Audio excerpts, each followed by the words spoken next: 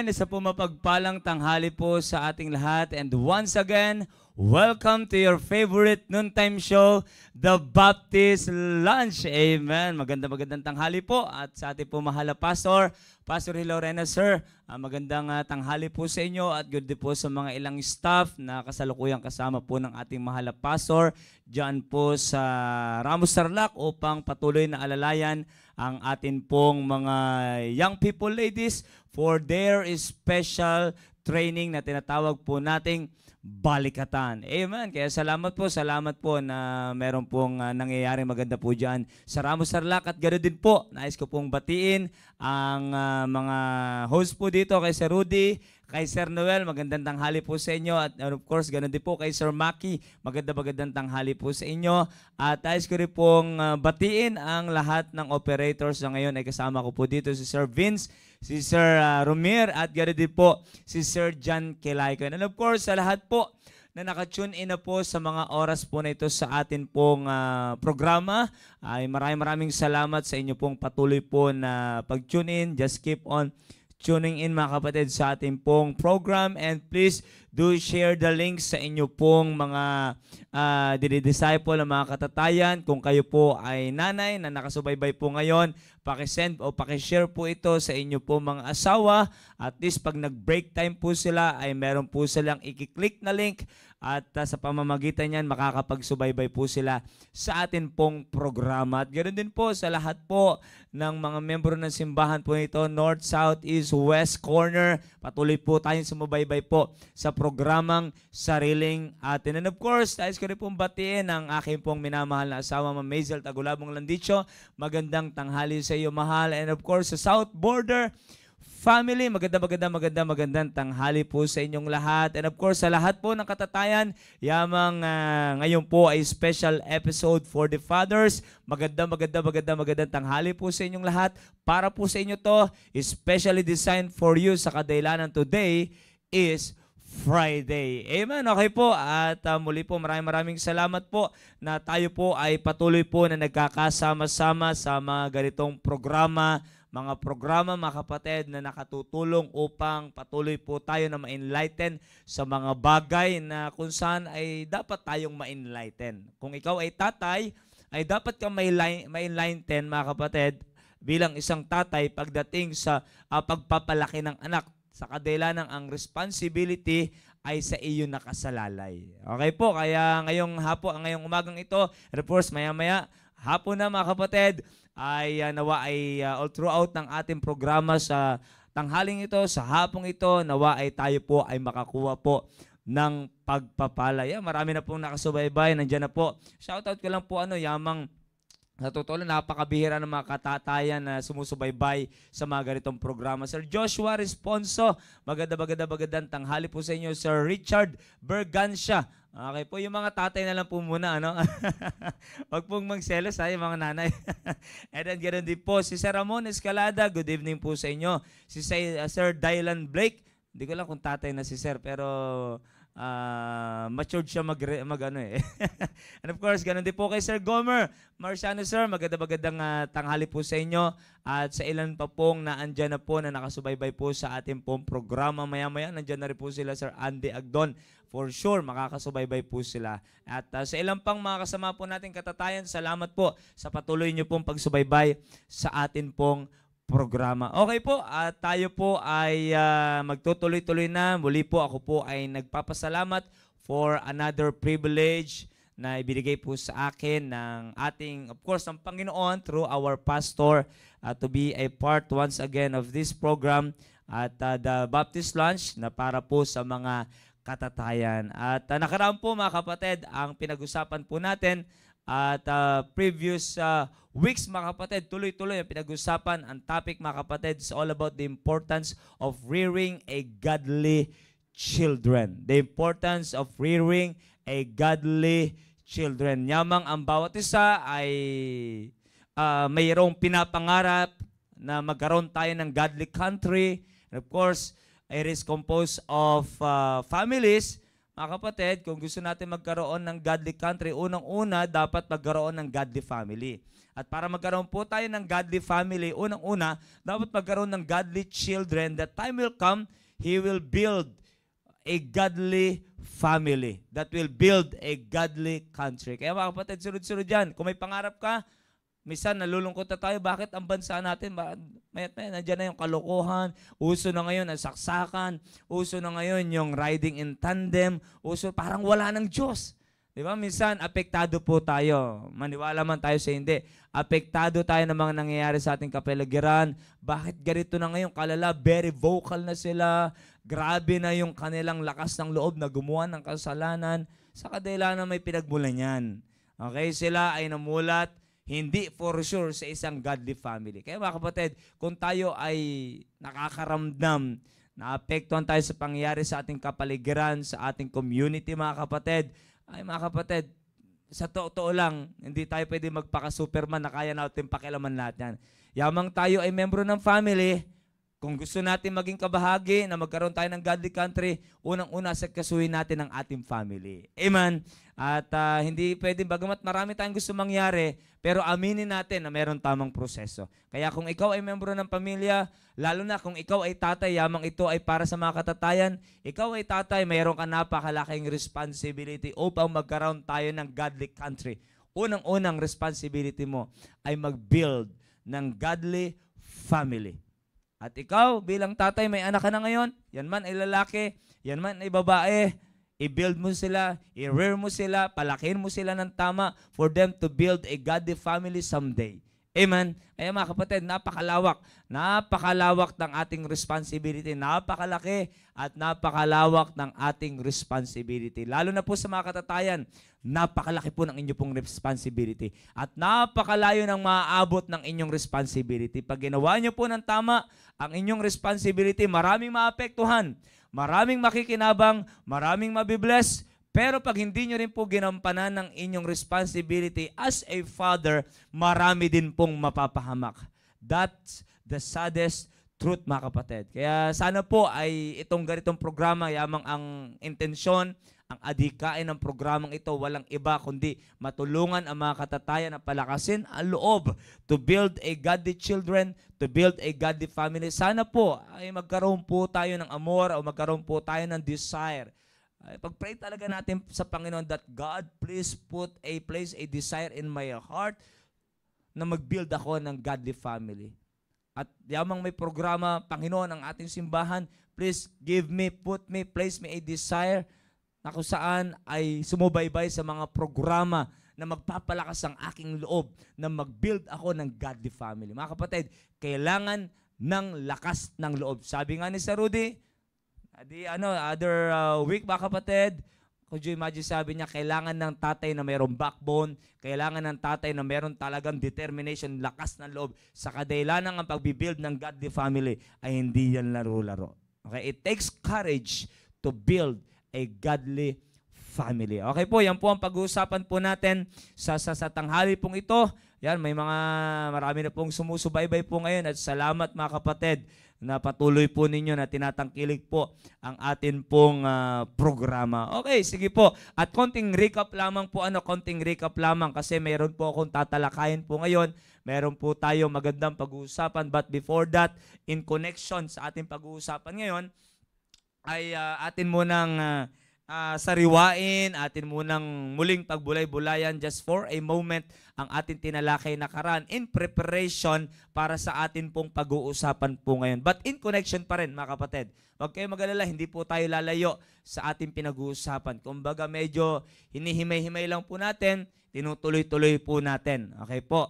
At para lang kasi at least, yung mga hindi nakasubaybay nakaraan, baka naman ma-out of place sila. Ano kaya tinutukoy na ni Sir RG? Kasi konektado po ito sa nakaraang pinag-usapan po natin. Okay, sige po. At nakaraang pinag-usapan po natin ay patungkol po sa pagbibuild, of course, ng godly children, pagre-raise o pagre-rear. Ano yung pagre-rear? Binigay ko po ng meaning, yung parang aayusin mo siya, itutuwid mo siya. At nabagit ko nga po nakaraan po sa inyo na hindi po madaling magpalaki ng maayos sa bata. Hindi po talaga madali. Hindi po talaga madali. At isa po sa dahilan kung bakit ko po nasabing hindi madali na magpalaki ng godly children. Alam niyo po kung bakit ko po nasabi mag-rear, magpalaki ng godly children sa kadela ng yung pinag-usapan natin nakaraan, the foolishness is bound in their heart. Nandiyan na yan, built in na yan. Could you imagine? Foolishness, mga kapatid, na andyan na yan. Andyan na yan sa kanilang puso, mga kapatid. And could you imagine, yung puso nila, lagi sinasabi ng ating mahal na pastor, our heart is the seat of our affection. Okay niyo po, dyan lahat. Sabi ng Biblia, keep thy heart with all diligence, for out of it are the issues of life. Yung issues ng buhay, dyan lahat yan. Could you imagine kung nababalot ang foolishness, ang kanilang puso, na nandiyan nang gagaling ang issues ng kanilang buhay. Yung the way they speak, the way they make a decision, the way they converse with other people. Could you imagine kung diyan? Kaya sabi ng Biblia, from the abundance of the heart, the mouth speaketh. Could you imagine? And yet, yung natatakloban niya ng foolishness, anong expect mong lalabas sa bibig niyan? Anong decision ang na-expect mong gagawin niyan? Anong itsura, anong gesture ang makikita mo sa kanyang mukha? Ano mga kapatid? Anong expect natin if their heart, mga kapatid, is foolish? Nakanya po, bakit nababalot ng foolishness? Kaya mga kapatid, kaya nakakapagtaka, di ba? Hindi ba tayo nagtataka? Napakadali na gumawa ng kalokohan, parang mas madali sa kanilang hindi sumunod kesa sa sumunod. Okay, ngayon po, yan po ay ating tinalakay. And that is the problem. And the cure na pinag-usapan natin nag-focus tayo pagdating sa pagpapalo. Pasensya na po, puro na lang tayo pagpapalo. Sa kadahilan ng yung inaaral ko po, of course, itong salita ng Diyos, mga kapatid, alam naman hindi ko banggitin yung pagpapalo. Ay talagang doon nag-uumpisa eh. Naku niyo po, hindi muna natin pag-uusapan yung team prep na sila, hindi natin pag-uusapan yung sila yung nanay na, tatay, pag-uusapan nila yung pagiging bata kasi doon nag-uumpisa, starting point yun eh. Di ba po? Train up a child. Hindi sinabi ng Bible, train up the adult one. Bakit kaya? Sabi ko, sa bagay, sa nga naman, ang molding time, the best time to mold your daughter, your son, ay yung bata pa sila. Nasa molding time pa sila, nasa process pa sila, nandun pa yung willingness nila, at least wala pa silang lakas ng loob na kumontra sa iyo. Nandun pa yung pagkakataon na alam nila na ako'y anak. Alam nila na mayroong nakakasakop sa akin na dapat ako ay susunod sa kanila. At least nararamdaman pa nila yan. Kaya habang nararamdaman pa nila yan, dapat talaga maturuan na sila, mataniman na sila ng tama. Naku niyo po, mataniman na sila ng tama. Kaya mga kapatid, yun ang pinag-usapan natin nakaraan, yung sakit. Ano po yung pinakasakit? Foolishness. At ang sabi ko nga nakaraan, it's getting worse, palala ng palala. Halimbawa ko pa po yung cancer, hindi pwedeng babaliwalain mo yung sakit. Pag binaliwala mo, hindi kusang mawawala yan. Lalala ng lalala yan. Magandang gamutin na habang maliit pa lamang. Kasi pag lumalala na yan, mahirap na. Mahirap na po talaga. Mismong doktor, pag napailing na ang doktor, pag ang doktor, yung salita niya, parang wala ng pag-asa, wala na talagang pag-asa. Mahirap na talaga. Kaya habang bata pa, inaayos na habang hindi pa malala ang sakit, binibigyan na ng tamang solusyon. At para malaman ang tamang gamot, ay malaman muna ang talagang problema. Kaya maging honest po tayo sa mga katatayan, yan po ang kondisyon. Masakit pang isipin, but that's the true condition of your children. Foolishness is bound in their hearts. Yan ang totoo po. Okay? Yan po ang totoo niyan. At lumalala ng lumalala. Kaya ano sabi nakaraan ng Bible? But the rod of correction shall drive it far from him. Isa sa solusyon ng Diyos, mga kapatid, ay rod of correction. Pagpapalo na merong explanation na yan ang nag-isa, yan ang kapamaraanan ng Diyos. Hindi ko po kapamaraanan yan. I am not saying this sa kadela ng ako'y naka-experience ng palo at ako po ay namamalo kahit hindi po ako tatay pa. During the balikatan, namamalo po ako. Yung iba kayo, lalaki na. Nakaraan, driver pa namin si Brother Carlo. Si Brother Carlo, naging driver namin during yung nagpunta po kami ng Ramos Tarlac, nagkaroon ng soul winning. revival doon, soul winning conference. Naging driver namin, kinuwento niya, sir, pinalo mo ako dati. At saka dahil naniniwala ko na kapamaraanan yun ng Diyos. O, sabi ko, wala ka bang galit sa akin? Baka ibangga mo yung sasakyan natin, ha? Pares kami nasa, pares tayo. Pares tayo mapapamak. Di, sir, wala naman po ako galit, sir. Konti lang. Mga kapatid, at least mayroon natatatak sa kanila. Hindi nila makakalimutan yon. At least nararamdaman nilang pagmamahal po ng mga magulang pag pinalo natin sila. That is God's way. That is not my way. That is not your way. That is not way ng sinumang tao na kung saan ay gusto lang, mga kapatid, paluin ng kanilang anak. That is God's way. And if that is God's way, let's do it. Amen. Let's apply it upang tunay nga po na makinabang ang ating mga anak. Ngayon, beside foolishness, nais ko pong ipaabot. Ano pa? Kasi gusto ko po makita mga kapatid, yung pangangailangan. Kasi parang masyadong binibigyan yung foolishness, masyadong binibigyan din yung kalagayan ng anak ko. Kasi mga kapatid, kailangan malaman natin kasi minsan kala natin, parang light lang yung tingin natin sa kalagayan ng anak natin. Kaya light lang yung sakit. Kaya light lang din yung gamot. Alam niyo po, pagka medyo malala na yung sakit, alam niyo po yung antibiotic, meron po yung may po yan, dapat itong grams ng antibiotic yung kailangan kasi medyo matapang na yan, hindi na pwede. 'Di ba? Palala pa ng palala yan eh. Medyo ang dosage ng antibiotic ay nakadepende sa lala ng sakit. Parang ganon. Nakuha niyo po sa lala na ng infection. Ganun po yan. Ngayon mga kapatid, para gusto ko po mabigyan din, para maging ganahan po tayo na kung saan bigyan ng tamang solusyon at ang ating, kasi minsan light lang yung tingin natin kasi sa problema, sa sakit ng ating anak, kaya light lang yung binibigay nating solusyon. Nakuha niyo po mga kapatid, dapat maging maliwanag sa atin na malala. Malala ang problema para makita natin yung pangangailangan ba ng tamang gamot para po sa kanila.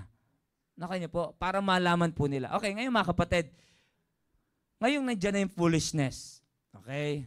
Ngayon nandiyan ang foolishness. Ang tanong, ano ang nagpapalala?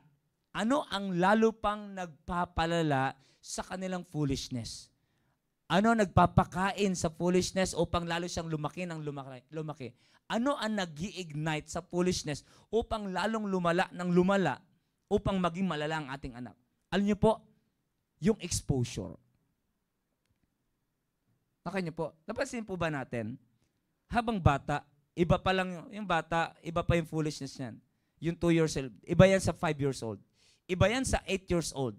Iba naman yan, pag nag-team focus na. Talagang medyo may nagsasalita na yan, at talagang nagsasalita na against yan sa magulang, palala na ng palala. Napapansin niyo po ba yon? At pag nag-team prep na, may kinita na, naghahamo na, nang lilipat na ako, magsasarili na ako, may lakas na ng loob. Napansin niyo po ba yan? Palala ng palala. Alam niyo po ang nagpapalala? Yung kanila pong exposure. At least yung bata, hindi pa mapapalayo sa iyo yung 3 years old. Bagamat andyan yung foolishness, kitang-kita mo na yung 2 years old, 3 years old. Pero ang kaganda, ando pa rin siya sa tabi mo.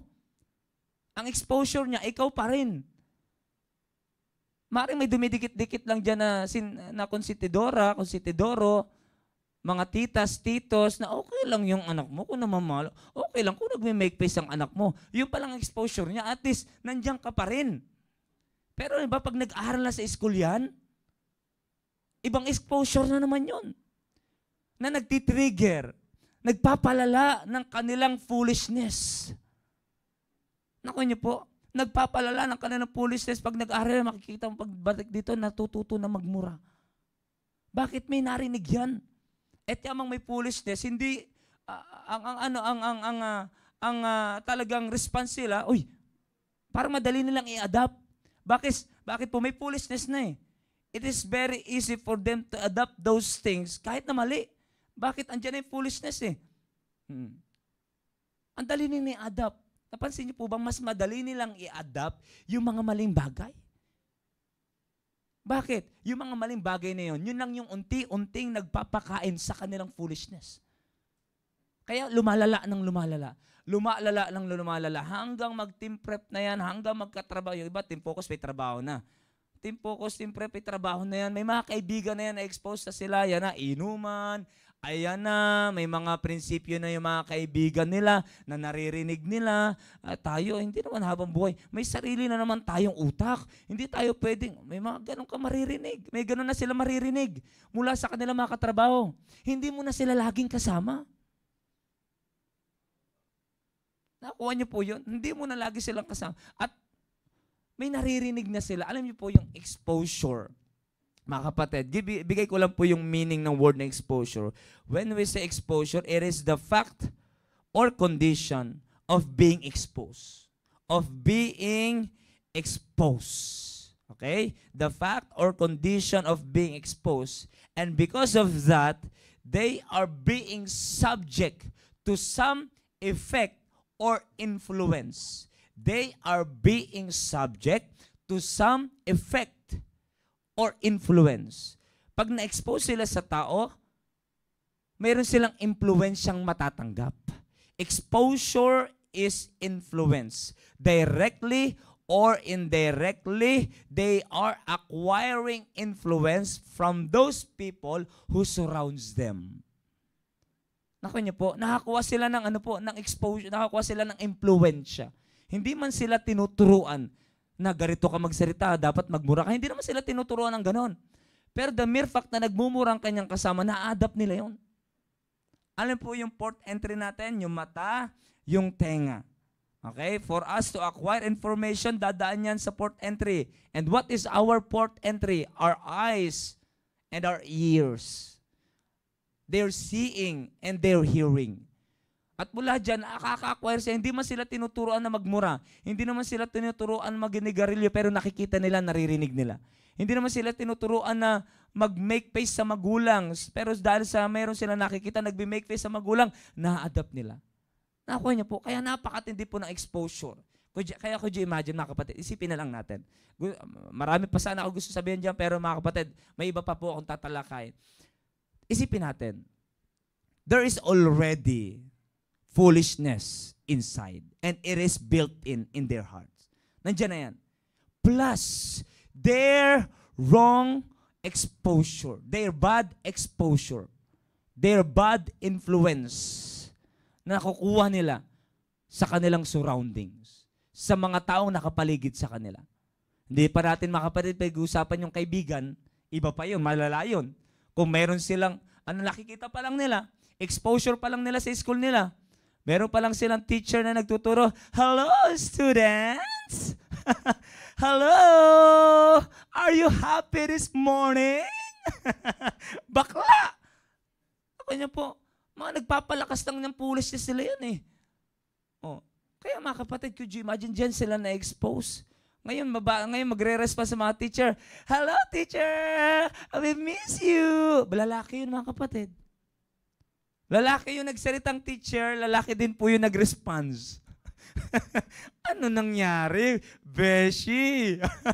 Mga kapatid, nagbibiro. Kidding aside, mga kapatid. Bagamat nabalanan natin yan, mga kapatid. Pero yan po ay realidad. Sa baklaan ngayon, marami nagpapalakas. Exposure. Dati naman sa probinsya, pag bakla, abay, papahiya talaga. Pero ngayon, wala na, lantara na. Bakit? Nakikita na sa TV. Grabe na exposure ng mga kabataan ngayon sa mga bakla. Kaya lumalakas ang loob nila magpakabakla. Dami na ngayon nagmumura sa TV, kaya ang lakas parang nagmura pa. Mayor, nagmura pa. Presidente, nagmura pa. Aba, parang ang lakas tuloy ng loob na. Nakikita niyo po yung exposure. Kung ano ang nagagawa, the power of exposure is the power of influence. Could you imagine? The power of exposure is the power of influence. Mga kapatid, could you imagine yung lakas? Mayroon ng foolishness plus merong pang maling impluensya. Nakita niyo po kung gaano kadelikado ang kalagayan ng ating mga anak. Tingnan po natin kung gaano po kadelikado. Kaya mga kapatid, hindi po biro ang pinag-uusapan natin. Kaya napansin niyo po ba? Bakit? Minsan, ako to be honest, kasi pag may ginagawa pong ang ating mahal na pastor, meron siyang ginagawang programa, iniisip ko, para saan? Sabi ko, sa totoo lang, wala naman. Ba't kaya kailangan pahirapan ng mga bata? Bakit kaya kailangan ganun? Bakit kailangan talagang magkaroon ng allotted time for the young people, for them to be trained in this kind of training, balikatan, na ang balikatan di yan, conveniencing training, itong training yan, matindi. Bakit kaya? Bakit kaya si pastor, gano'n na lang ka, parang gano'n na lang siya, grabe, parang ang dami niyang pwedeng gawin, bakit isisingit niya pa yan? Sunod-sunod ngayon yung mga ano natin mga kapatid. Sunod-sunod ngayon yung mga yung mga anniversary, mga revival ng mga mission. Sabi ko, isisingit pa rin pastor yan. Di po ba natin naiisip yun? Bakit kaya, ano bang meron sa mga batang yan? Alam niyo po, habang bata pa sila, napagbulay-bulayan ko po at tayo sa mga sinabi ng ating mahal na pastor, habang bata pa sila, sinasalba na sila. Sa kadila na mayroong foolishness dyan. At kung yan ay sasamahan pa ng maling exposure, malala talaga ang kalalabasan ng bata. Kaya sabi ng Biblia, train up a child. Hindi sinabi ng Bible that train up the adult one.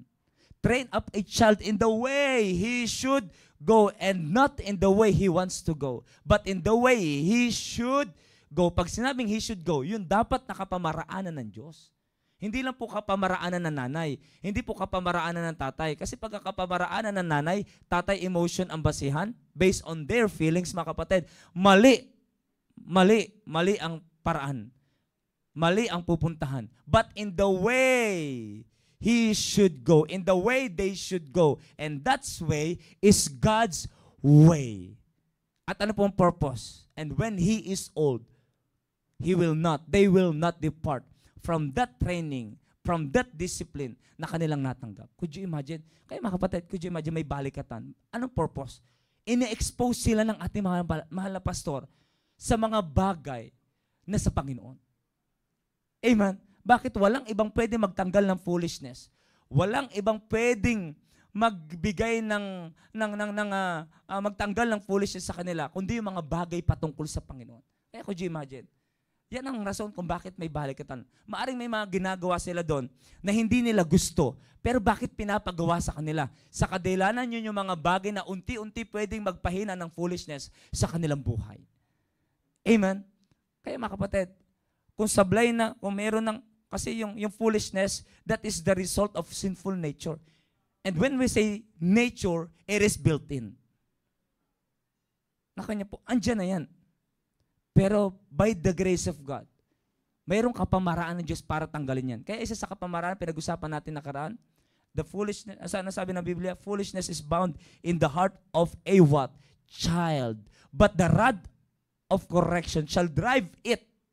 Ano yung na tinutukoy yung foolishness? Shall drive it far from him. Ilalayo talaga. Isang kapamaraanan yun ng Diyos, yung pagpapalo.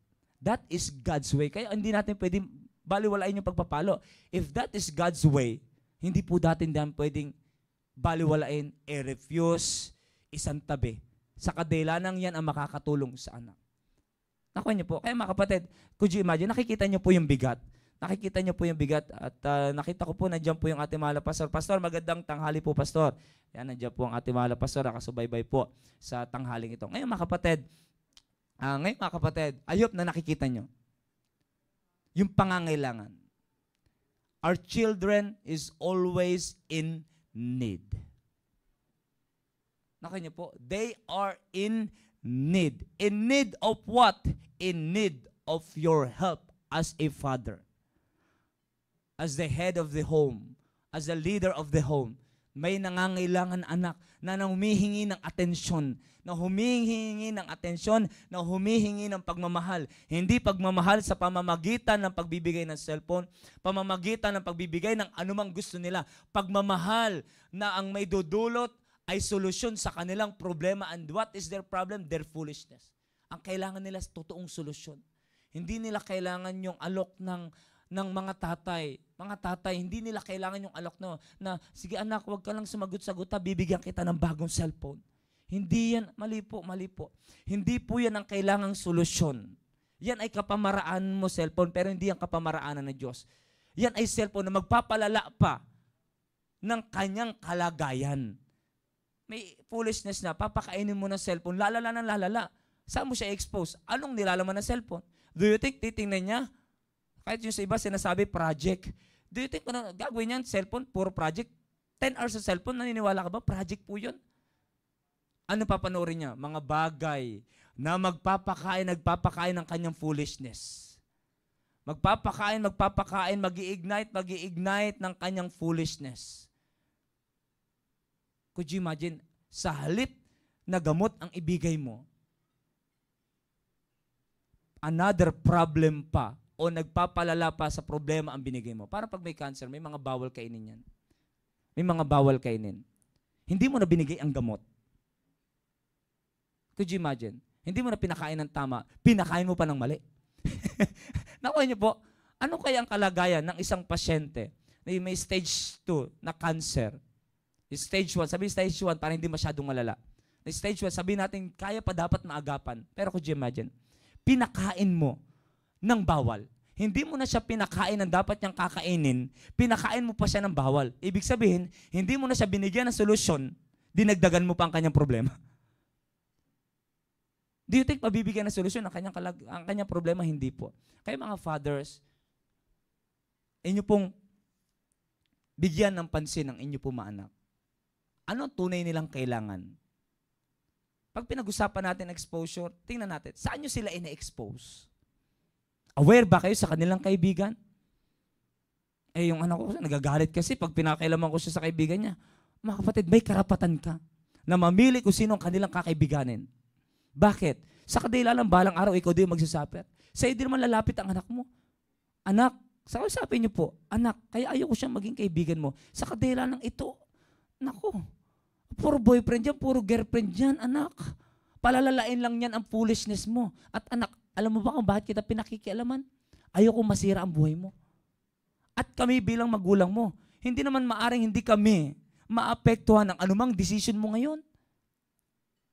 Kaya ikaw ay nilalapit namin sa mga matitinong kaibigan na hindi magpapalala ng foolishness mo, kundi magtatanggal ng foolishness mo. Anak, lapitan mo yung area leader mo. Anak, lapitan mo yung pastor natin. Alam niyo po yung mga young people na aloof sa ating mahal na pastor? Mga young people na aloof sa kanilang mga team leader? Aloof sa mga leader nila, sa team focus, sa si Sir Baki, sa team prep, nandiyan si Sir Tony. Yung mga team prep na parang layo kay Sir Tony, alam nyo na meron kayong ibang ginagawa. Yan ang totoo niyan. Alam nila yan. Kaya didikit sila sa mga taong kaparehas nila. Ang tanong, ano na mangyayari? Ang didikitan nyo, meron din malalang problema. May mali ding exposure, didikit ka doon, wala na. Mga kapatid, ang hanapin natin, solusyon. Kaya mga magulang, malaki po, lalo na po sa mga katatay, napakalaki po ng inyo pong responsibility. Sana po maunawaan po natin. Sana po maunawaan natin. I hope and I do believe na naging maliwanag po. Foolishness ay built-in na po sa kanila. Nakanya po, built-in na po sa kanila. Plus, yung kanila pang maling impluensya. Foolishness plus wrong influence is equals to, ano po? Sirang buhay. A destroyed life. Sino po magulang gusto masira ang buhay ng inyong mga anak? Wala po. Pero yan ang resulta.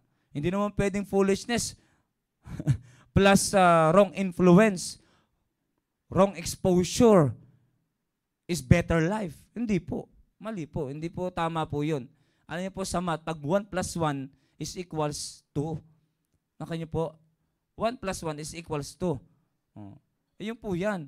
Hindi po yan, hindi po yan 1 plus 1 is equals 0 o negative 2. Hindi po.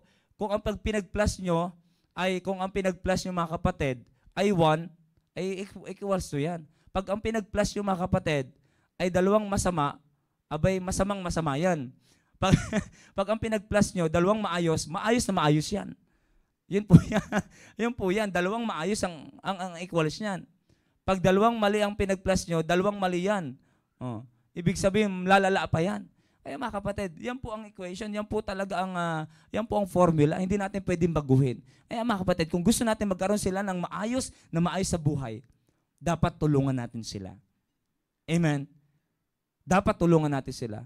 Kung merong foolishness dyan, sir, may gamot pa ba sa foolishness? Kung built-in yan, may gamot mga kapatid. May gamot, ang salita ng Diyos, may gamot. Na-apply mo na ba yung rod of correction? Yung gamot yun. Pero kung ayaw mong i-apply yun, wala na akong ibang ma-offer na gamot sa iyo. Yun po ay gamot. Of course, marami pa ang Bible na gamot. Isa lang yon sa gamot. Nakanya po, pero marami pang gamot ng Bible na dapat nating alamin. At yun po yung pag-uusapan natin ngayon. Yun po ang pag-uusapan. Wag po kayo mag-alala. In-expose ko lang po para at least makita natin yung urgency. Yung urgency, mga kapatid, pagdating sa inyo pong mga anak. Minsan nakikita natin, anak natin, nagsisimba, parang palagay na tayo, pero hindi natin alam. Naku mga kapatid, hindi natin alam na malala na pala ang kalagayan ng ating anak. And without knowing, hindi natin alam, nandito na siya sa gantong kalagayan. Na mismo tayo, ayaw po natin. Pero nangyari, bakit? Hindi tayo naging sensitive. Hindi tayo naging sensitive sa kanilang kalagayan. Ayop na itong programang ito. Every time na nagtatalakay dito sa Rudy, si Sir Daev, si Sir Maki, ang ating mahal na pastor, nagkakaroon tayo ng awareness. At least, nako-caution tayo. Nawawarningan tayo sa mga bagay na maaaring hindi natin nakikita physically. Pero at least, ina-expose sa salita ng Diyos. Na nakikita, ay ganun palang anak. Kaya pala, at least sa papay, kaya pala ganun siya. Hindi siya basta-basta sumusunod sa akin. Meron palang foolishness na built in sa kanyang puso. Kaya pala lumalala yun. Habang tumatanda ang anak ko, parang palayo ng palayo sa akin. Nilalayo siya ng foolishness sa akin. Kaya nakaraan, pinapili ko po kayo. Anong gusto niyo po? Ilayo ang foolishness sa anak niyo sa pamamagitan ng pamamalo. Kasi sabi ng Bible, and the rod of correction shall drive it far from him. Sino maglalayo ng foolishness sa anak ninyo? Rod of correction. Or, gusto ninyong ilayo kayo ng foolishness sa inyong anak. Mamili po kayo. Naniniwala akong pipiliin yung letter A. Yung ilayo ang foolishness sa inyong anak sa pamamagitan ng pagpalo. Kung alam natin na yan ang sagot, encircle natin yan. I-apply natin yan. Amen. Wag natin itong encircle. Sabi instruction, encircle the letter of the correct answer. Aba, alam ko itong tamang sagot. Pero in-encircle mo yung kabila. Mali yun. Mga kapatid, kung alam natin, ang tamang sagot, yung letter A, yung paluin sila para mapalayo ang foolishness sa kanila, mga kapatid, yun ang gawin natin. Wag nating, itong alam nating tama, pero itong sinagot natin. Mali po yun. Itong alam nating tama, itong ating in-apply sa buhay. Mali po yun. Amen? Kaya mga kapatid, regarding dyan mga kapatid, magkaroon tayo ng proper decision. Okay po. Ngayon proceed po tayo. Ano po ang solusyon? Okay? Kung foolishness plus wrong influence is a destroyed life, mga kapatid, at hindi natin gusto ang resulta. Walang gusto masira pong anak ninyo, wala pong gusto masira ang family po ninyo. Ngayon po, ano po yung sagot? Okay, magbibigay po ako ng ilang sagot. Isa sa sagot ay yung pagpapalo. Okay po? And then pangalawang sagot, mga kapatid, ang pangalawang sagot ay yung tinalakay po nila sa Rudy. Hindi ko sabing may mas mataas dito na sagot, hindi may mas magandang dosage dito na gawin. Hindi, pare-parehas tong kapamaraanan ng Diyos. At ito po dapat ang ating tangkilikin. In Deuteronomy, yan ang exposure ang pinag-uusapan natin. Ang pinakamalaga, let's expose them on the things of God. That's the only way for them to become a godly children that will build someday a godly family. Ano po yun? Expose natin sila. Expose natin sila mga kapatid. Expose natin sila sa mga bagay na patungkol sa Panginoon. Sa bagay na kung saan ay magbibigay ng liwanag sa kanila sa Panginoon. Ilapit natin sila sa Panginoon.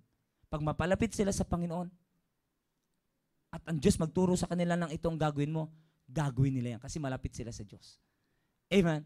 Okay, buksan po natin ang ating Bible in Deuteronomy chapter number 16. Nalaki na po nito nila Sir Rudy, ni Sir Noel, at napakaganda po ng kanila pong sinishare po dito na gusto ko lang din po na ipaalala po sa atin. Wala naman pong bago dito. Na-share ni Pastor, na-share na po ito nila Sir Rudy. Mga kapatid, walang bago. Gusto ko lang makita na bagamat minsan nadaanan na natin yung sagot. Diba? A, B, C, nadaanan mo na. Diba? Pero parang ano ka pa, sige ulitin natin. Para ma-confirm talaga na yun ang sagot. Nako niyo po. Okay po. Dito po, Deuteronomy chapter number 6 po, verse number 4. Sabi po dito, Hear, O Israel, the Lord our God is one Lord, and thou shalt love the Lord. Ano po sino ka nakakausap dito? Magulang. Especially yung tatay po. Noon po, pag nakikipag-usap, tatay po talaga lagi. Yung po lagi ang umaharap. Tatay po palagi. Maging ang leader po ng Israelites, lalaki. Nako niyo po, laging lalaki po. Sino pumalit? Lalaki pa rin po. Bagamat may nakikialam ng mga babae, Pero kinain sila ng lupa. Nakikialam po kasi, and these words which I command thee this day shall be in thy heart. Anong command? Ito mga sinasabi ko, anong sinasabi? Yung love the Lord with all thy heart, with all thy soul, and with all thy might. Pagmamahal sa Diyos. Ng buong puso, buong kalakasan, buong kaluluwa. And this word, ano sabi ng Bible? And this word which I command thee this day shall be in thy heart. Ilagay mo yan sa puso mo. Unang-una, na dapat nakalagay yan sa puso ng mga magulang. Sa puso, especially ng tatay. And thou shalt teach them diligently unto thy children. Sir, paano mo napatunayan? Magulang ang tinutukoy. Kasi may anak siya eh. Nakanakuha niyo po yun? And thou shalt teach them diligently unto thy children. And shall talk of them. Alam niyo po yung verse number 4, verse number 5, yan po ay tinatawag sa Israel na Shema. At alam niyo po, yung Shema na yan, yung commandments na yan, mga kapatid, yan po ay pinapakabisado sa kanila, sa kanilang murang edad. At their young age, mga kapatid, dapat nilang makabisado. Malaman at maunawaan po yan. At may sa puso po yan. 3 to 6 years old, mga kapatid, could you imagine, pinapakabisado na nila yan. Yan po ang kanilang custom po dati. Talagang kasama na po yan sa kanilang tradisyon. At ano po ang sabi ng Bible? And thou shalt teach them diligently unto thy children, and shall talk of them when thou sittest in thine house, and when thou walkest by the way, and when thou liest down, and when thou what? Risest up, and thou shalt bind them for a sign upon thy hand, and they shall be a frontlets between thine eyes, and thou shalt write them upon the posts of thine house, and on thy gates. Ano po tinutukoy dito? Exposure. Expose nyo ang inyong mga anak. Dapat, una, nasa puso nyo yan. Yung love the Lord with all thine heart, with all thy soul, with all thy mind. At yan din ituturo nyo sa inyong anak. At expose nyo sila dyan. When thou walkest by the way, when thou sittest down, when thou liest down, and when thou risest up. Ano po yun? Diyos, Diyos, Diyos. Love the Lord, love the Lord, love the Lord with all thine heart, with all thy mind, with all thy soul. Yan palagi. Expose sila sa mga bagay patungkol sa Panginoon. That's the only way para matulungan na mapahina ang foolishness sa kanila. At mangibabaw, ma-overpower, mga kapatid, ma-overpower ng Diyos ang impluensya ng Diyos, ang impluensya ng foolishness sa kanilang buhay. Could you imagine, mga kapatid? Exposure. Pag sabi ko sa inyo kanina, exposure, influence, nakaka-acquire tayo ng information sa pamamagitan ng port entry ng mata natin, ng tenga. Kaya tingnan niyo po, verse number 7. And thou shalt teach them diligently unto thy children, and shall talk. Ibig sabihin, magsasalita kayo, dadaan niya sa port entry ng kanilang tenga. May mapapakinggan dapat sila sa inyo. Dapat meron silang maririnig sa inyo bilang isang tatay. Naku niyo po, thou shalt talk. Siyempre, pag may nagsalita, meron nakikinig. Sino magsasalita? Ang tatay. Ngayon po baliktad. Ang anak na nagsasalita, ang tatay na nakikinig. At sabi ng tatay, opo, hindi na maulit anak. Bakit nag-uupo? Kasi breadwinner yung inuupuan niya. Ang nagsasalita ngayon, tatay na ay anak na. Mga kapatid, kailan mo hindi naging disenyo ng Diyos? Kahit may trabaho ka pa, ang magsasalita pa rin ang tatay. At tatanggap lang ng instruction yung anak. Kaya ano po sabi ng Biblia? And thou shalt teach them diligently unto thy children, and shalt talk of them when thou sittest in thine house. When thou sittest in thine house, when thou walkest by the way, when thou liest down, when thou risest up. Ano po yung port entry na gumana? Tenga. Dapat, yamang influensya ang pinag-uusapan natin, dapat marinig nila na marinig sa inyo ang bagay na yan, patungkol po sa Diyos. And verse number 8, and thou shalt bind them for a sign upon thine heart, and they shall be as frontlets between thine eyes. Mata naman ang pinag-uusapan. And verse number 9, and thou shalt write them. Thou shalt, sino magsusulat? Ang tatay. Okay? Ang magulang. And thou shalt write them upon the post of thine house and on thy gate.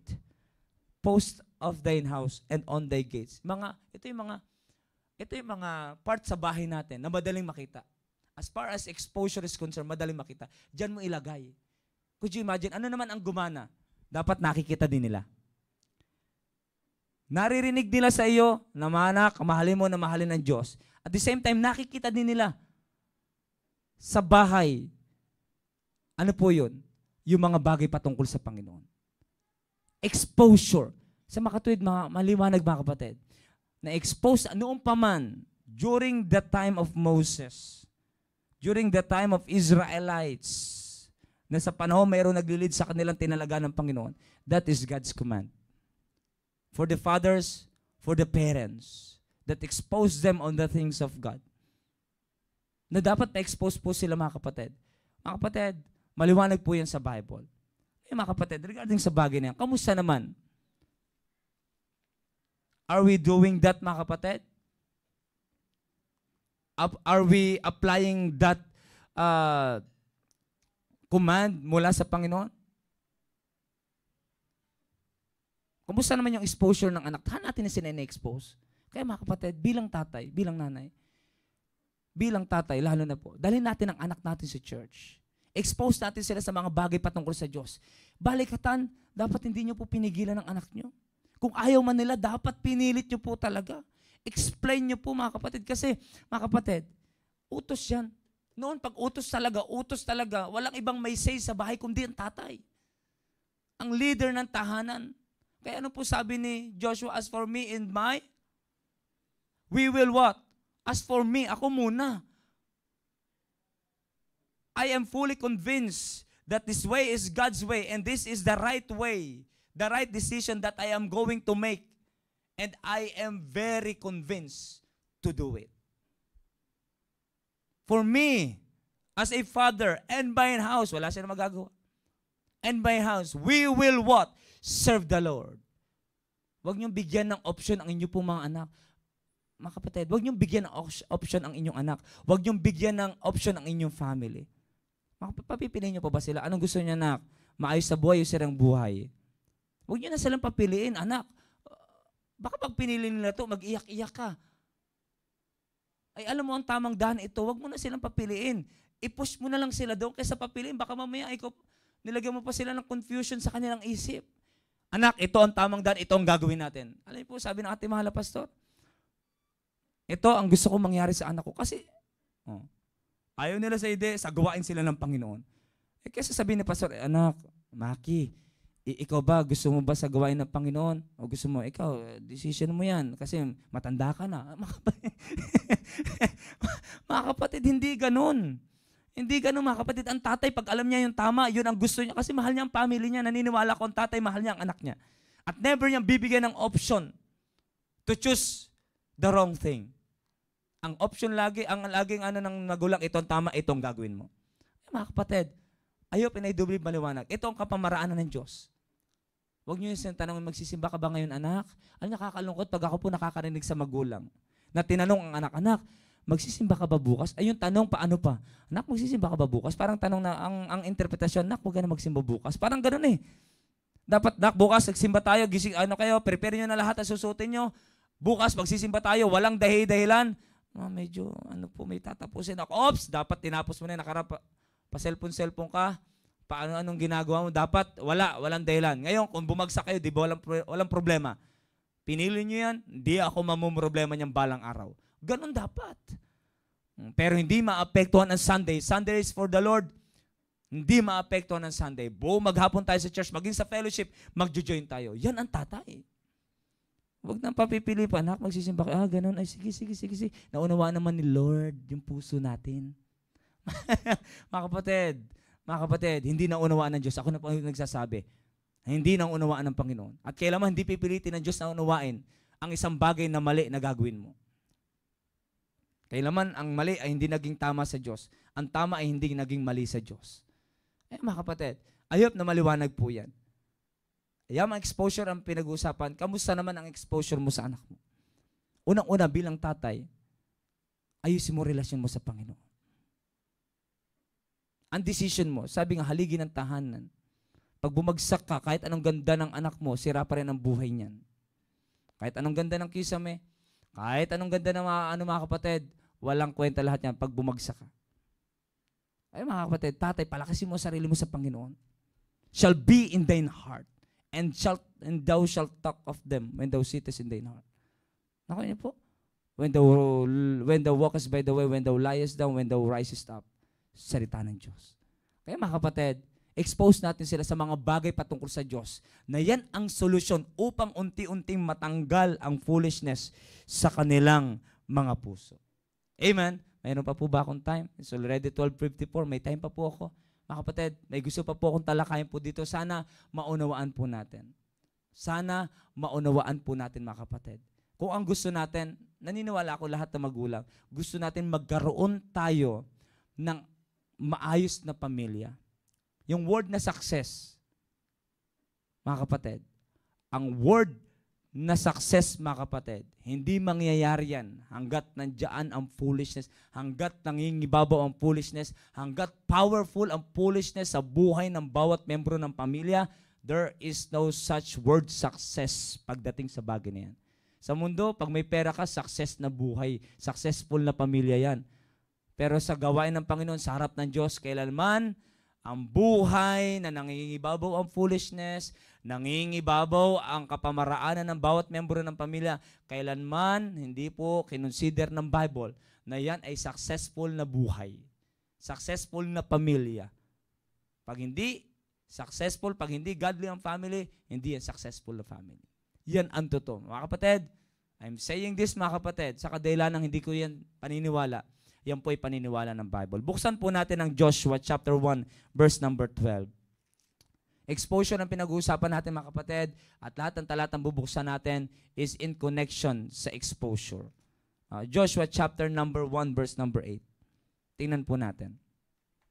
Joshua 1:8. Ano pong sabi po dito ng Bible? Ito po ay Panginoon kay kay Joshua. Ito po yung panahon, wala na po si Moses. Pinapaalala ng Panginoon kay Joshua na meron ka ng matinding responsibility. Pero huwag ka mag-alala kung paano ko kinasama si Moses. I will be with thee also. At walang sino man makakagapi sa iyo. Ganyan mga ako ang Diyos, mga kapatid. Walang sino man. Susundin mo lang ang Diyos, walang mangyaring problema sa iyo. Nakuha niyo po, could you imagine, yan po sabi ng verse number 5 of the book of Joshua chapter number 1, verse number 5, there shall not any man be able to stand before thee. That is the assurance of protection. Amen. That is the assurance of victory. There shall not any man be able to stand before thee all the days of thy life. As I was with Moses, so I will be with thee. I will not fail thee, nor forsake thee. Be strong and of good courage, for unto this people shalt thou divide for an inheritance the land, which I swear unto their fathers to give them. Verse number 7. Only, para mangyari yon, walang sino man pwede makagapi sa iyo, walang pwede makatalo sa iyo. Your victory ay sigurado na. Only be thou strong and very courageous, that thou mayest observe to do according to all the law which Moses my servant commanded thee. Turn not from it to the right hand nor to the left, and that thou mayest proper whithersoever thou goest. Kung ano lang inutos sa'yo ni Moses, gagawin mo lang. At ano bang inutos ni Moses? Kundi anong inutos ng Diyos kay Moses. Nakuha niyo po? Hindi pinag-uusapan kung sinong tao. Ang pinag-uusapan kung sino sumunod. Kung sumunod si Moses, wala rin makakagapi sa iyo. Kung sumunod si Moses, wala makakagapi sa kanya. Kung susunod ka rin, wala rin makakagapi sa iyo. Hindi pinag-uusapan kung sinong tao. Ang pinag-uusapan kung sino sumusunod sa commandment ng Panginoon. Amen. In verse number 8, this book of the law, which is the word of God, shall not depart out of thy mouth, but thou shalt meditate. Ano yung meditate? To engage. Saan mo engage yung iyong sarili? In the word of God. Amen. I-meditate mo. Engage mo yung sarili. Idikit mo ang sarili mo sa salita ng Diyos. Nakaya niyo po? At kung saan ka dikit, doon yung exposure mo. Sa mga kapatid, expose mo yung sarili mo sa salita ng Diyos. Okay, exposure mga kapatid na pinag-uusapan natin. But thou shalt meditate therein day and night, that thou mayest, anong purpose? Once na in-engage mo sa ang sarili mo sa salita ng Diyos, that thou mayest observe. That's the time na ma-observe mo. Nakanya po, kung saan ka dikit, doon ka makakapag-observe. Amen? Tingnan niyo po, tatingnan niyo po kung sa anong observation ngayon ng mga balikatan delegates, ano na-observe nila? Yung training. Bakit? Andun sila, in-engage nila ang sarili nila dun sa training. Kaya yung exposure nila, yung observation nila, andun, yun ang nakikita nila. Kung saan mo in-engage yung sarili mo, doon ka mag-observe. Parang dito yung mga observer po sa mga juniors, may mga nag-observe po, mga gusto maging staff ng junior church, okay? Mag-observe lang kayo. Of course, para makapag-observe sila, kailangan silang umattend. Hindi sila makapag-observe kung hindi sila physically present. Andiyan sila. Dapat andyan. Mag-observe lang kayo. Bakit? Hindi nagtatapos sa observation kasi yon. Ulitin ko, kung saan ka nadikit, kung saan ka na-engage, yun ang ma-observe mo. Kung kanino ka dumikit na tao, siya ang ma-observe mo. Nakuha niyo po? Okay, pagpatuloy po natin. Meditate therein day and night, that thou mayest observe to do. At kung anong naobserbahan mo, yun ang gagawin mo. Nakuha niyo po? To do according to all that is written. Bakit sinabi ng Biblia, to do according to all that is written therein? Bakit to do according to all that is written therein? Bakit? Yun ang inobserve niya eh. Therefore, yun yung gagawin niya. Nakuha niyo po, mga kapatid, alam niyo po mga tatay, ang kailangan lang ng mga young people, may magpapakita lang sa kanila. Kailangan lang nila ng tamang exposure para gawin nila. Kaya ang ginagawa nila, mali yung exposure nila. Ang kailangan nila, tamang exposure para tamang gagawin. Could you imagine? Kaya this book of the law shall not depart out of thy mouth, but thou shalt meditate therein day and night. Ano yung meditate therein day and night? Salita ng Diyos. Book of the law. At ano sabi ng Biblia? That thou mayest what? Observe, para ma-observe. At pag na-observe, kung anong in-observe, yun ang gagawin. For then thou, sabi ng Biblia, that thou observe to do according to all that is written therein. At ano mangyayari? For then, ano niyo pong then? Word na then. Ang ibig sabihin niyan, soon after that. After you observe the things of God, ano pong sabi? Then thou shalt make thy way what? Prosperous. And then thou shalt have a what? Good success. Ang success sa harapan ng Diyos ay yung sila ay magkaroon ng maayos sa relasyon sa Diyos. Na yung sila ay mayroong maayos sa exposure, mayroong maayos silang ginagawa na bunga ng kanilang exposure. That is a real good, that is a real success, mga kapatid, na tinuturo ng Bible. Kaya mga kapatid, huwag tayo magpaniwala na ang success ay maraming pera. Pero sira ang relasyon na mag-ama, palasagot ang anak. Basta mapera, successful daw na buhay. Ano mo yung pera? Ilang taon lang tayo sa ibabaw ng lupang ito. Tatay, iiwan mo yung anak mo. Sabi nga ni Solomon, kinakabahan ako. Sabi ni Solomon, ang dami kong yung pag-iiwanan ko, wise kaya siyang gagamitin yung pera? Nakuha niyo po, longing ni Solomon yung nag-iiwan ka lang ng longing. Kung ang iyong pinagmamalaking may iwan sa pamilya, bagong bahay at business, ang tanong, mayroon ba silang maayos sa kaisipan para gamitin sa tama ang business? Aba, magiging problema lang. Baka ikayabang lang nila yung iniwan mong pera. Baka maging mapagmataas ang anak mo. Bakit? Mayroon kang iniwan na business sa kanila.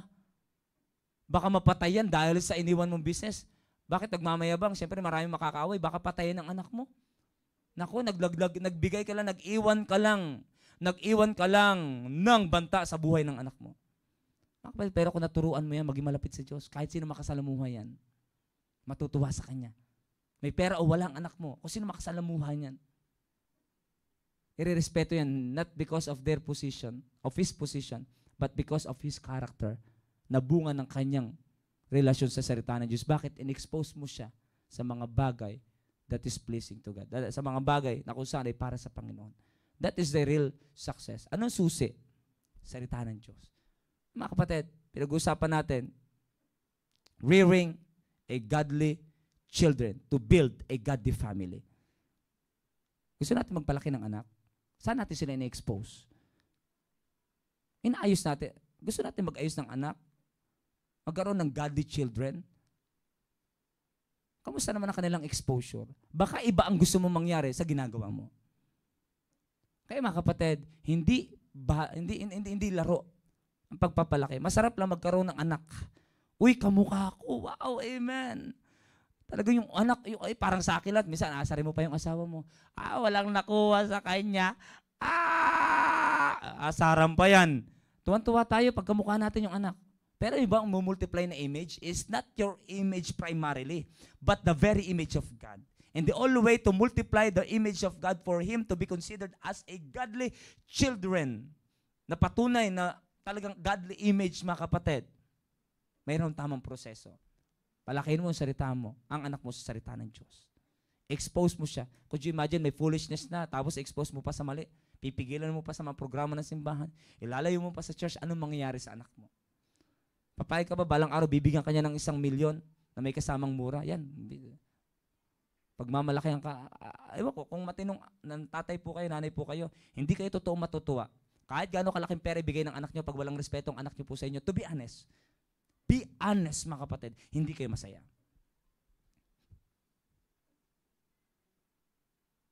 Hindi kayo masaya. Sabi ko po sa inyo, kasi alam pa rin natin ang totoong inaasam-asam natin sa ating mga anak ay respeto, maayos na pamumuhay, maayos sa kaisipan. Hindi kayang bayaran ng pera yan. Mga kapatid, I hope and I do believe na sa pinag-uusapan natin ito ay nagiging maliwanag po ang lahat. Okay po, huling talata na po. Proverbs chapter 6 verse number 20. Dito na po tatapusin at it's already 1:05 na po. Proverbs chapter number 6 verse number 20. Tingnan po natin. May nakataling, ano po yung nakabound sa puso ng ating anak? Foolishness is bound in the heart of a child. Ano po yung bound? Ano po ang meaning? To tie, to confine, to abide. Andiyan, naka-abide. Built-in ang foolishness. Okay? At ano po ang pinakamagandang solusyon? Mayroon silang tamang exposure. Expose mo sila sa pamalo. Bakit? Ang pamalo, kapamaraanan ng Diyos. Magandang exposure ang pamalo. Doon nila mararamdaman ang pagmamahal. Exposure pa sa tamang tao, exposure sa church, exposure sa mga training ng simbahan, mga kapatid, malaking tulong po yan. Amen, malaking tulong. Proverbs chapter number 6. Ito po, alam niyo po, napakaganda po ng talatang ito. Napakaganda po. Proverbs chapter number 6. Beginning from verse number 20. Ano pong sabi po dito? My son, keep thy father's commandment. Sa mga katuwid, naasahan po na talagang ang tatay magbibigay po ng commandment. Bibigay po ng instruction. Father's instruction is father's commandment. Father's commandment is father's instruction. Ano po ang sabi ng Bible? My son, keep thy father's commandment and forsake not the law of thy mother. And the law of the mother, mga kapatid, yan din po ang commandment ng ama. Sa panahon na wala ang ama naghahanap buhay, dapat ang batas ng nanay sa loob ng pamilya ay yung instruction ng tatay. Kaya tandem, work team po ang pagtatayo ng pamilya. Pero yamang tatay po ang focus po ngayon, mga tatay. Maliwanag sabi ng Bible, my son, keep thy father's commandment. Ang tanong, may commandment po ba kayo sa anak niyo? Kung wala, malaking sablay po talaga yan sa harapan ng Diyos. Wala naman akong tinuturong ganyan. Yun nga po ang problema. Wala po kayo tinuturo. Kasi kailangan po talaga may irong kayong ituro. Ayon sa mga talatang binasa po natin kanina. When thou sittest in thine house, when thou walkest by the way, when thou liest down. Ano po ang tuturo? Thou shalt teach them diligently. Ano yung them na tinutukoy? Yung Shama. Ano po yun? Yung love the Lord with all thine heart, with all thy might, with all thy soul. Ibig sabihin, turo mo yung Diyos sa kanila. And thou shalt, and ang sabi ng Bible, thou shalt talk of them when thou sittest. Okay? Tapos pakita mo sa post of thine house, at thy gates, ipakita mo. Expose mo siya sa mga bagay patungkol sa Diyos. Bigyan mo sila ng commandment. Bigyan mo sila ng instruction. At ano po sabi ng Bible? And forsake not the law of thy mother. Bind them. Ano po yung them na yan? Yung commandment ng ama na naging batas ng nanay sa loob ng bahay. Na pag wala ang nanay, ay wala ang ama, anak, ito sabi ni Papa, ito ang batas natin dito sa loob ng tahanan. Yun. Minsan hindi alam ni Mama kung ano, kasi wala namang iniwan na commandment ang tatay, kaya walang batas ang nanay sa bahay. Naku niyo po, ay hindi ko alam sa Mama, Papa niyo. Ay bahala kayo dyan, bahala kayo, pagalitan kayo ni Papa mo yan. Ay maganda yung nanay, alam niya. Meron siyang batas na bunga ng instruction ng tatay. Amen. Tatay, tingnan niyo po kung saan ang gagaling lahat. Sa inyo po. Ano po sabi verse number 21? Bind them continually upon thine heart. Ano pong ibig sabihin ng bind to tie? Nakaya niyo po? Yung bound kanina, tinalakay na, foolishness is bound the heart of a child. Ano nakatali niyang foolishness? Ano unti-unti magpapawala dyan? Rod of correction, yung expose mo yung anak mo sa tama. Pero mga kapatid, na-expose mo lahat, pero tandaan niyo po, dapat meron kayong ipapalit dyan. Amen. Ano po yun? Instruction ng tatay. Ano niyo po bang instruction ng tatay na tinutukoy dito? Galing sa Diyos. Amen.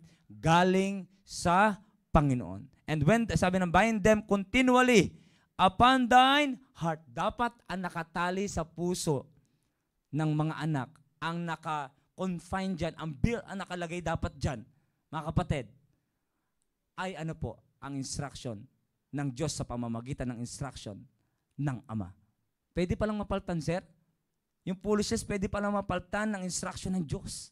Yes, pwede po mapaltan. Pero tanggalin niyo muna ang foolishness. Amen? May solution ang Diyos. Pwede rin pala makapit ang kala ko talagang wala nang kawala. Hindi. Bagamat built-in nandiyan sinful nature, pero may lumalaban biyaya ng Panginoon.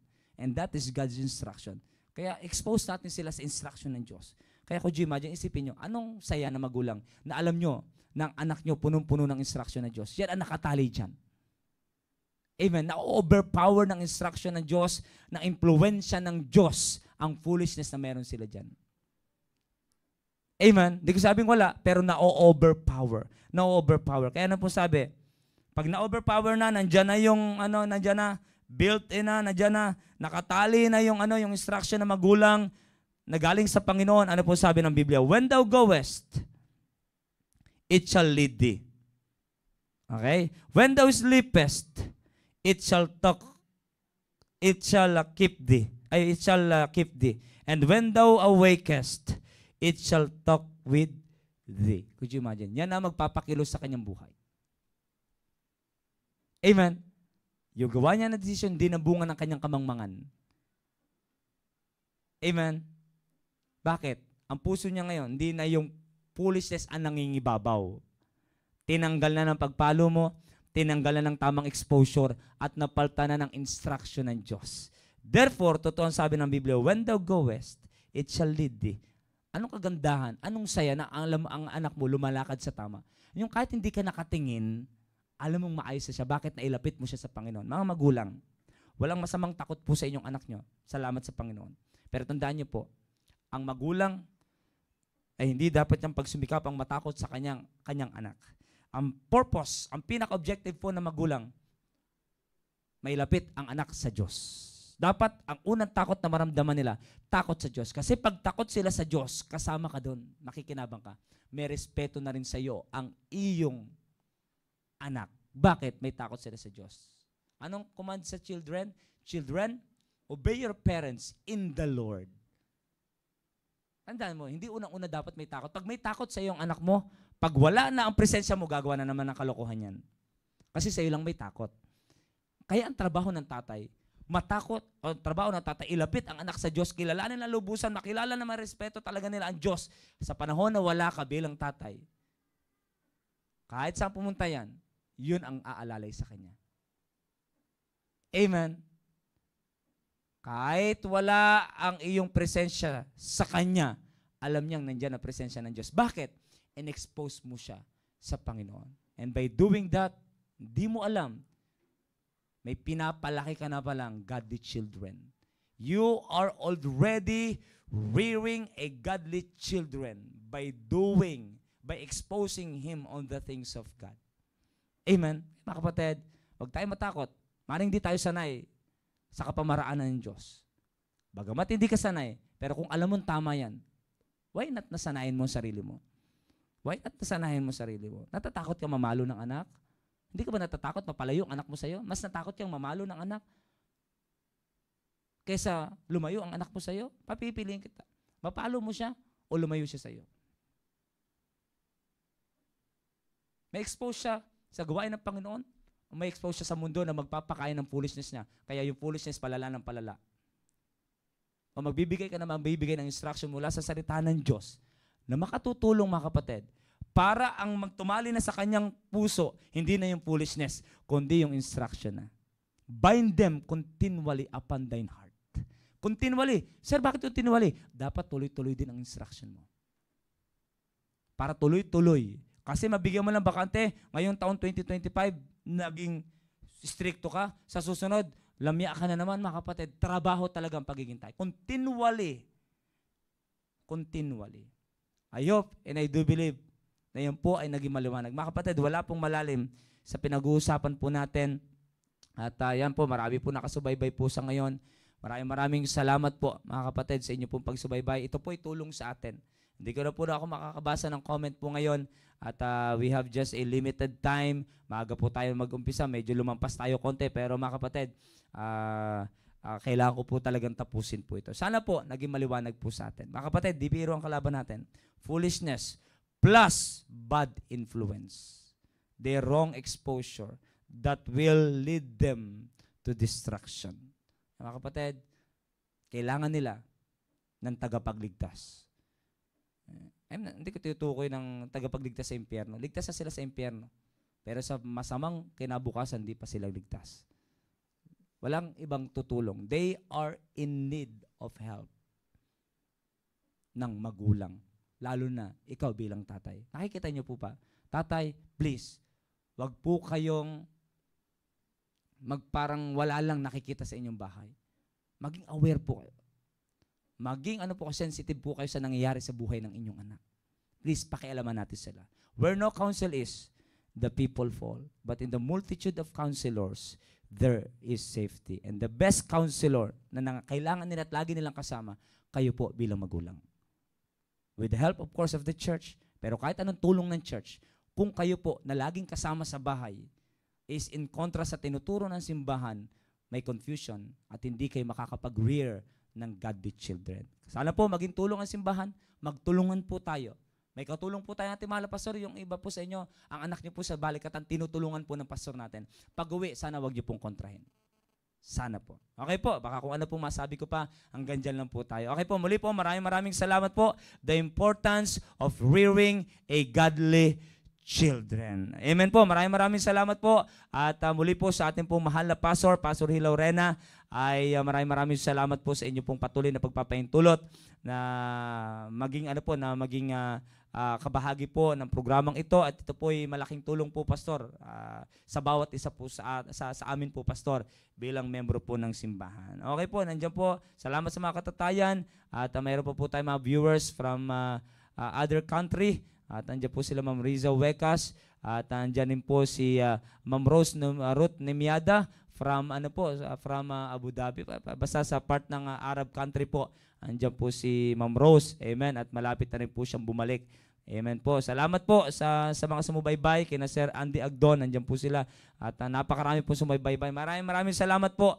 At wag po tayo magsawa na tangkilikin ang programang Sariling Atin. Yun lamang po, muli po.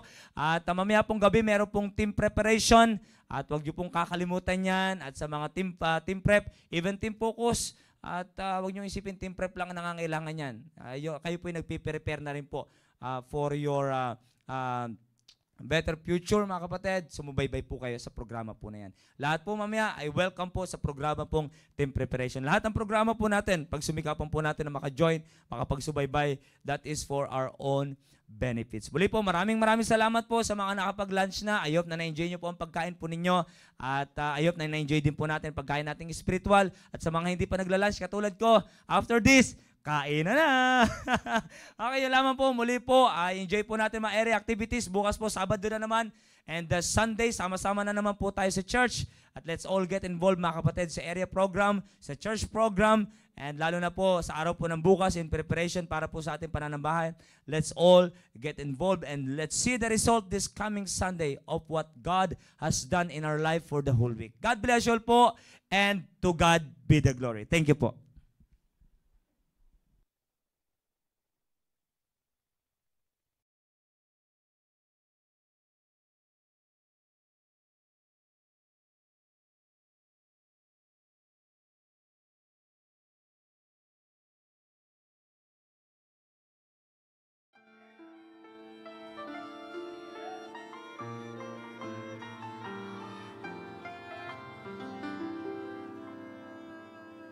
I've fallen down a time or two, broken God's heart, I've been untrue, but His forgiveness always proved more than enough. Just when I thought I've reached the end, I found Him faithful yet again. Now I have every reason to trust. There is no match for God's grace. He can reach to the lowest place. All of the guilt, all the shame, His mercy erases. No matter what is in our past, His truth assures His love will last. The greatest sin is no match for God's grace.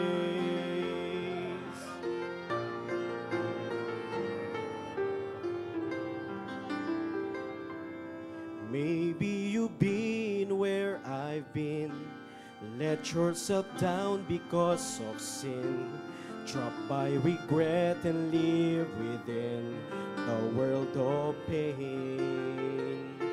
There is a promise we believe, there is a cross at Calvary, where the blood of Jesus cleanses every stain.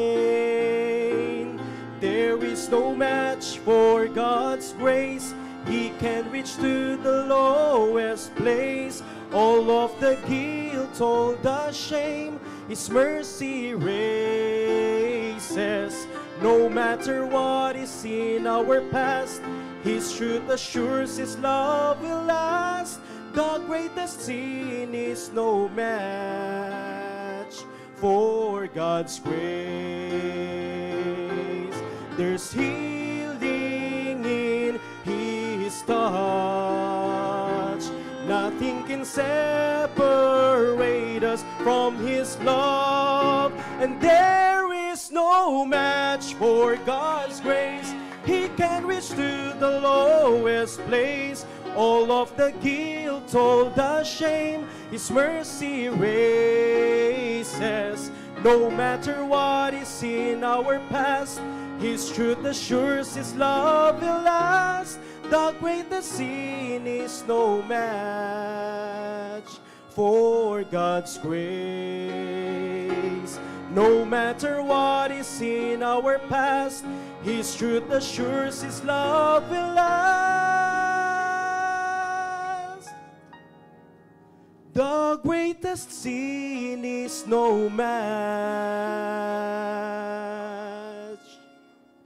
for God's grace.